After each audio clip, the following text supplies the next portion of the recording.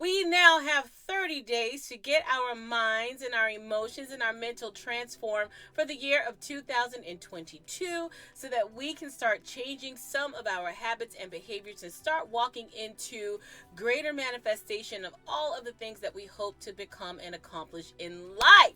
All right.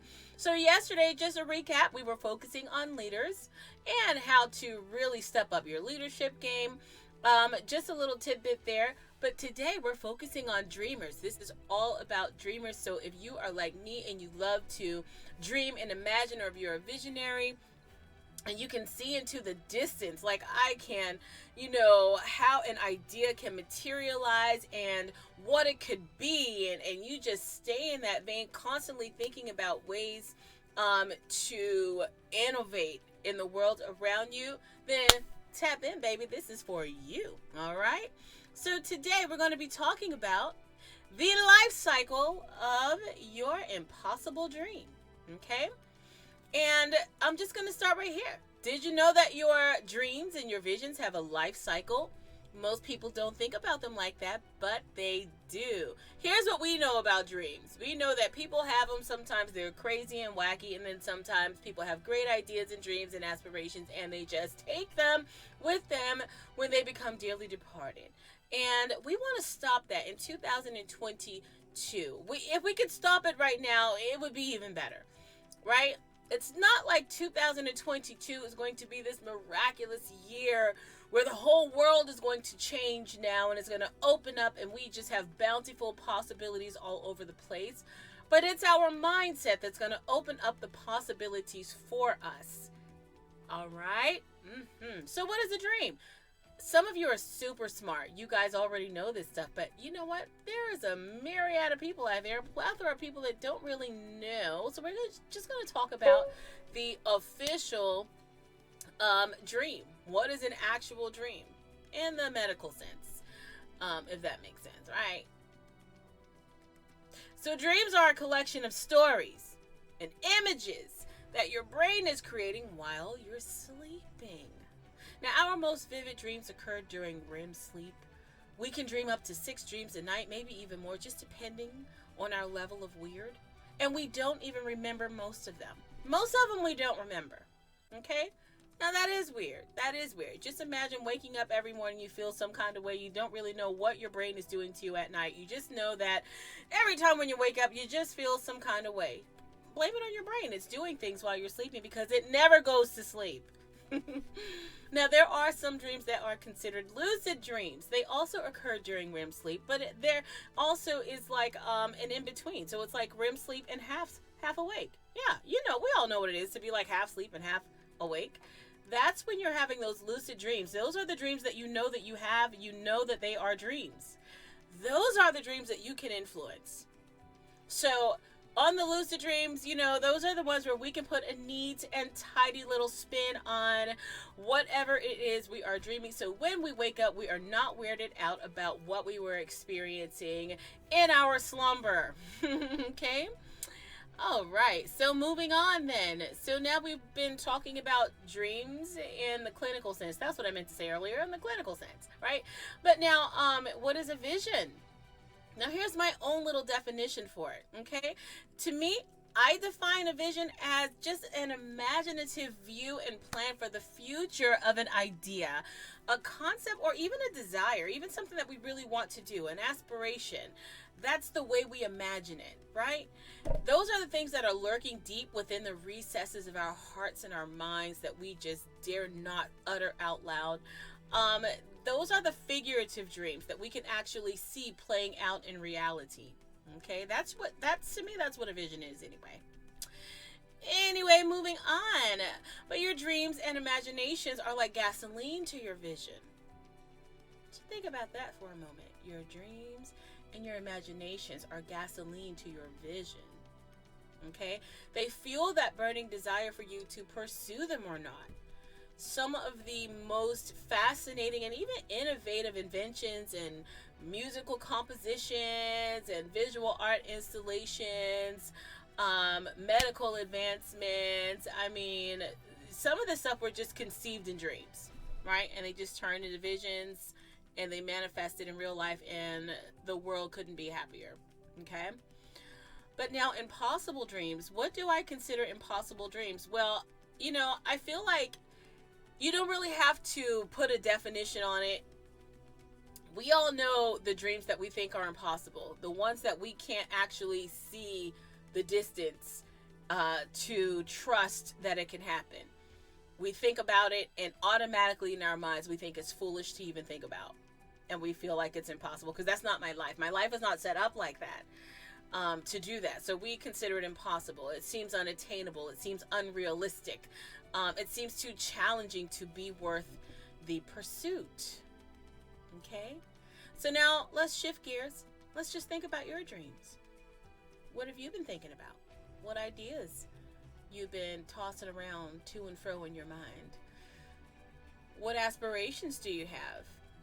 Yeah, I know you're doing the nurse thing right now, but that's not what you really wanted to do.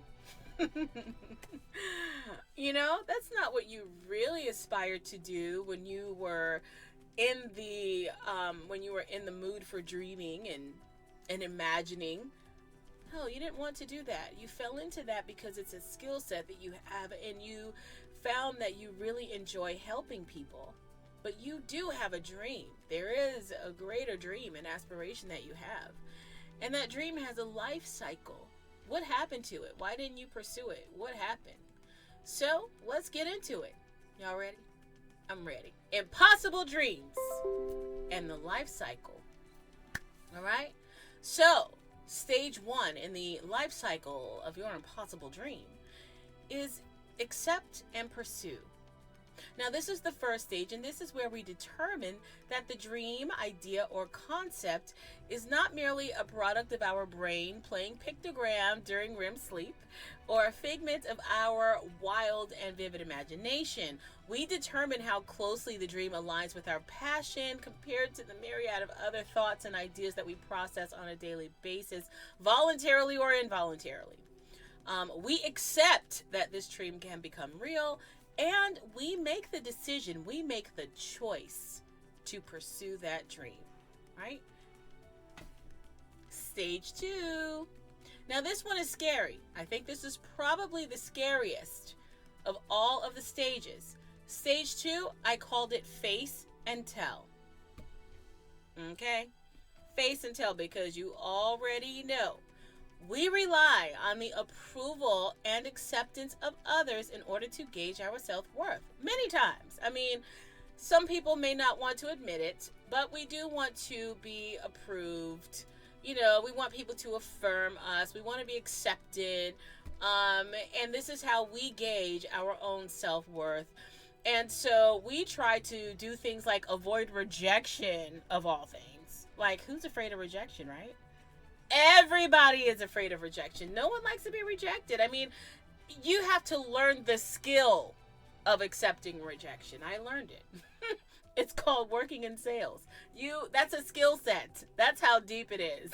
It's a skill. It requires skill to be able to bear rejection and keep moving forward. Right?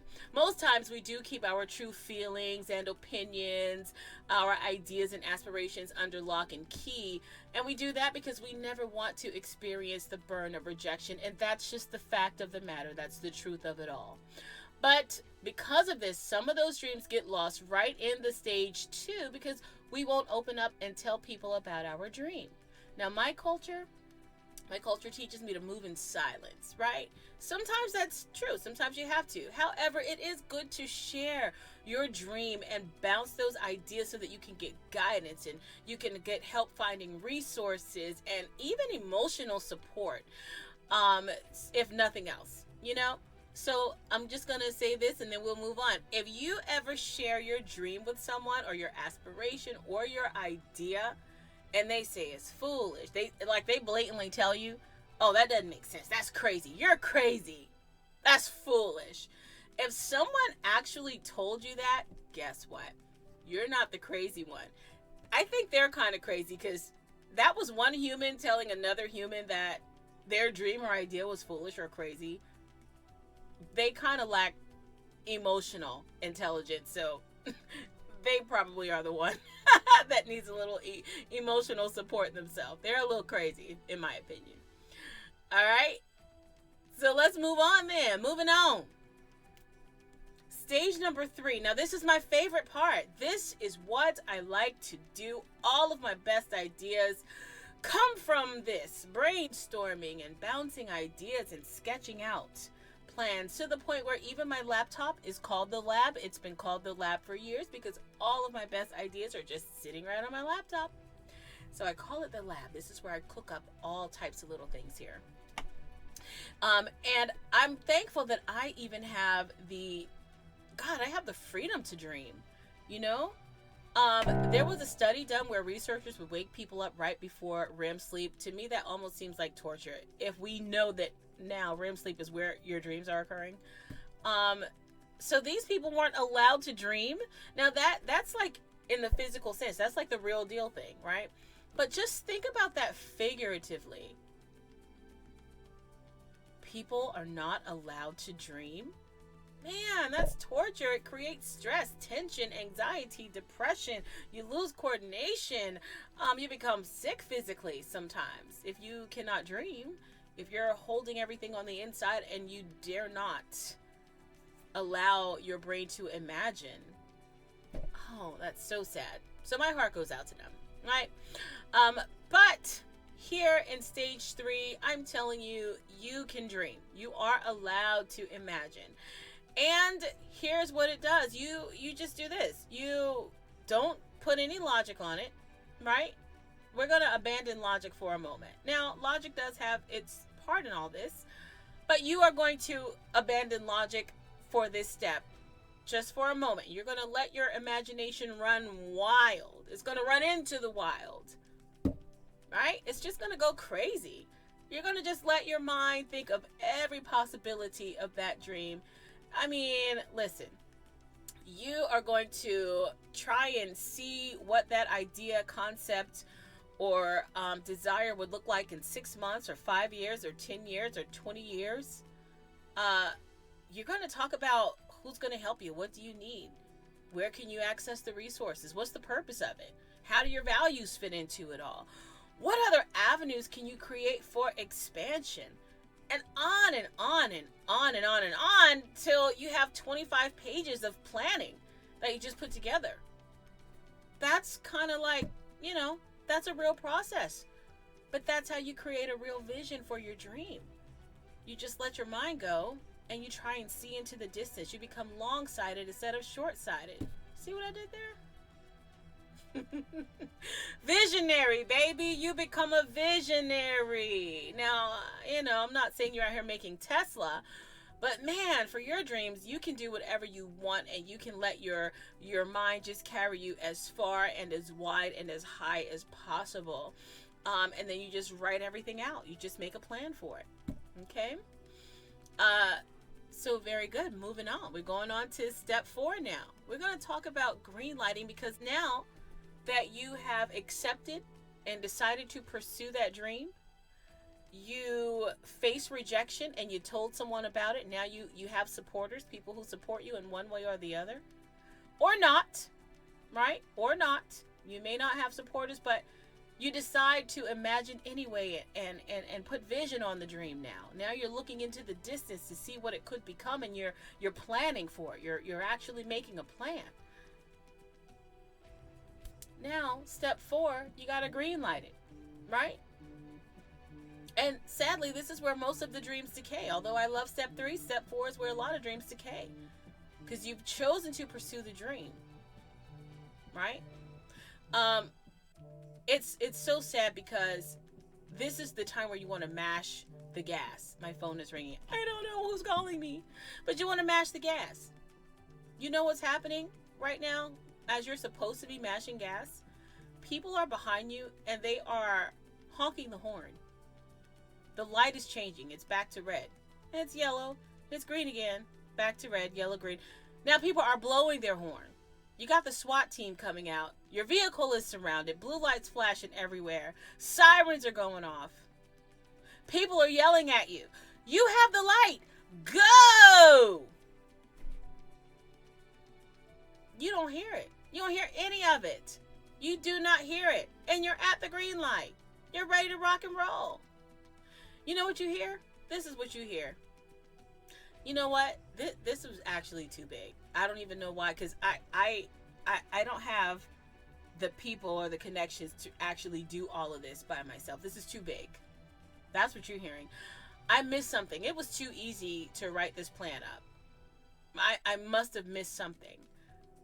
I don't have the degree to do this. I don't have the ideal collaboration. It's too expensive.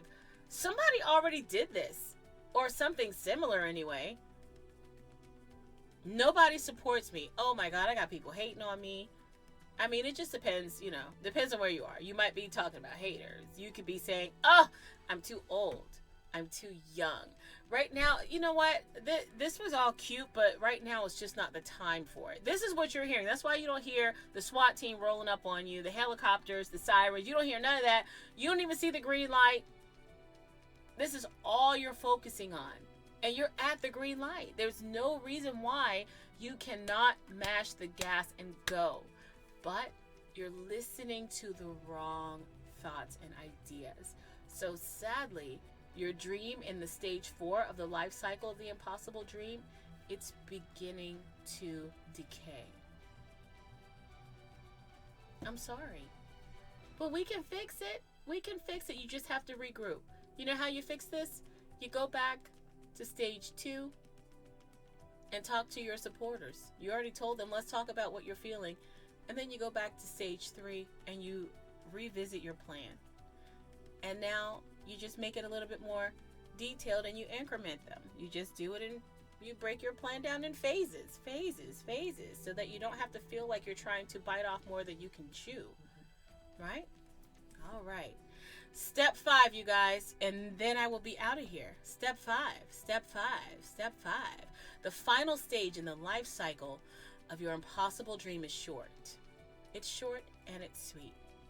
Here it is. It's just one small step forward into an extraordinary journey of manifestation, or it's going to be a giant step back. So I call this first step or step back.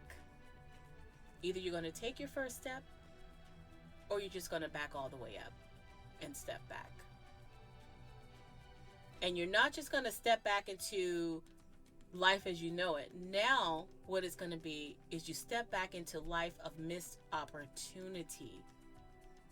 But you have to decide. You choose. You are going to complete the life cycle of your impossible dream, because it's not really impossible after all. All right? All right. So I'm done. I'm done with that. So one final prescription before I hop off. Believe in your dream, and God will give you vision, and He's going to give you provision. And with that, y'all, I got to go to work. I'm out.